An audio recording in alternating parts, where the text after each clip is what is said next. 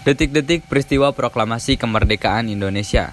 Golongan muda berusaha mendesak Soekarno untuk segera memproklamasikan kemerdekaan Indonesia tanpa campur tangan PPKI.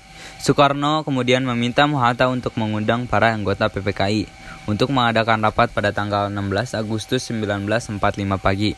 Mendengar hal itu, golongan muda mulai menyusun rencana pada tengah malam, tanggal 15 Agustus 1945-nya.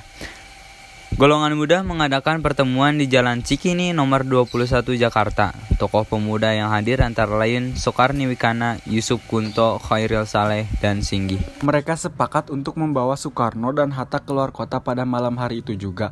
Sesampainya golongan muda di rumah Mohatta, Mohatta menuruti kehendak golongan muda untuk turut serta. Mereka kemudian berangkat ke rumah Soekarno dan tiba sekitar pukul 4 pagi. Soekarno setuju untuk ikut pergi bersama golongan muda dengan syarat istrinya, Ibu Fatmawati, anaknya Guntur yang saat itu berusia 8 bulan, dan Mohatta harus ikut serta. Golongan muda membawa mereka ke Rengas Dengklok. Pada tanggal 16 Agustus 1945, rombongan Soekarno tiba di Rengas Dengklok. Mereka ditempatkan di rumah keluarga Tionghoa bernama De Jiao Kisiong. Selama di Rengas Dengklok, perdebatan antara kedua golongan tentang kemerdekaan Indonesia terus berlanjut.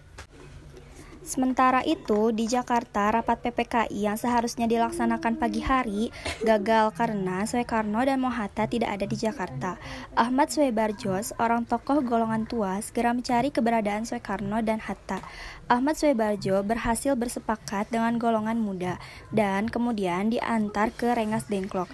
Di Rengas Dengklok, Ahmad Soebarjo berjanji bahwa proklamasi kemerdekaan akan diumumkan pada keesokan hari. Akhirnya, Soekarno dan Mohatta dibawa kembali ke Jakarta pada tanggal 16 Agustus 1945 pukul 23.30. Setelah mengantar pulang Ibu Fatmawati dan Guntur, Soekarno dan Mohatta tengah malam itu juga menemui Nishimura, Kepala Departemen Umum Pemerintahan Militer Jepang. Tujuannya untuk menjajaki sikapnya terhadap pelaksanaan di kemerdekaan Indonesia. Pada pertemuan tersebut, tidak dicapai kesepakatan.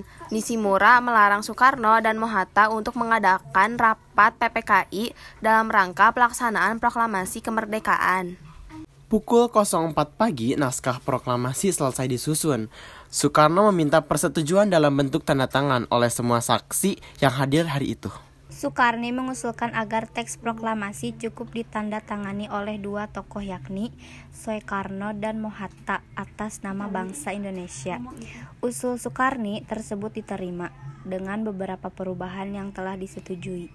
Teks tersebut kemudian diserahkan kepada Sayuti Melik untuk diketik pada pukul 5 pagi tanggal 17 Agustus 1945.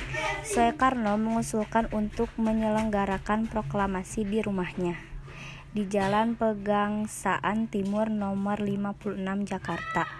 Usul Soekarno tersebut disetujui dan naskah proklamasi kemerdekaan Indonesia akan dibacakan bersama Mohatta pada hari Jumat 17 Agustus 1945 pukul 10 waktu Indonesia Barat dan saat itu sedang bulan puasa. Upacara diawali dengan pembacaan teks proklamasi oleh Soekarno, kemudian dilanjutkan dengan pengibaran bendera merah putih oleh Latif Hendraningrat dan S. Suhud. Sekitar 11.00 WIB upacara selesai dan berakhirlah peristiwa proklamasi kemerdekaan Indonesia.